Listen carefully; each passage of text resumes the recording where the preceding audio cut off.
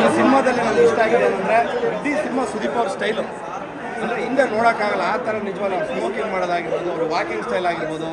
ಅಭಿನಯ್ ಚಕ್ರವರ್ತಿ ಅನ್ನೋ ಟೈಟ್ಲ್ ಇಷ್ಟು ಸೂಟ್ ಆಗುತ್ತೆ ಅಂದರೆ ಇಡೀ ಸಿನಿಮಾದಲ್ಲಿ ಅವ್ರಿಗೆ ಡೈಲಾಗ್ ಕಮ್ಮಿ, ಬಟ್ ಪರ್ಫಾರ್ಮೆನ್ಸ್ ಮಾತ್ರ ನಿಜವಾಗ್ಲೂ ಸರ್ ನಿಜವಾಗ್ಲೂ ಥಿಯೇಟ್ರಿಂದ ಆಚೆ ಬಂದರೆ ಇನ್ನೂ ನೆನಪಾಗುತ್ತೆ. ಎಕ್ಸ್ಟ್ರಾಡಿನರಿ ಆಗಿದೆ, ವಾವ್ ಅನ್ನಿಸ್ತು ನನಗೆ. ಆಮೇಲೆ ಒಂದು ರಾತ್ರಿ ನಡೆಯೋ ಕತೆ ಸರ್, ಥ್ರಿಲ್ಲಿಂಗ್ ಆಗಿದೆ. ನೆಕ್ಸ್ಟ್ ಏನು ಅಂತ ಹೇಳಿ ಸೀಟ್ ಎಡ್ಜಲ್ಲಿ ಕೂತ್ಕೊಂಡು ನಾನು ನೋಡಿದೆ.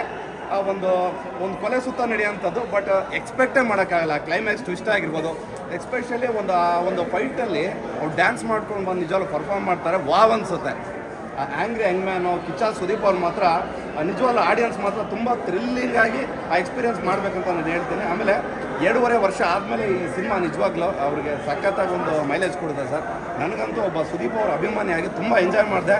ಆಮೇಲೆ ಕ್ಯಾರೆಕ್ಟರ್ಸು ಅಷ್ಟೇ, ಡೈರೆಕ್ಟ್ರು ಸುದೀಪ್ ಅವ್ರ ಮ್ಯಾನರಿಸಮು ಅವ್ರ ಸ್ಟೈಲ್ನ ತುಂಬ ಚೆನ್ನಾಗಿ ಸದ್ಬಳಕೆ ಮಾಡ್ಕೊಂಡಿದ್ದಾರೆ. ತುಂಬ ಎಕ್ಸ್ಟ್ರಾಡಿನರಿ ಬ್ರದರ್, ಆಸಮ್. ಫೈಟಿಂಗ್ ಹೆಂಗಿದೆ ಸರ್?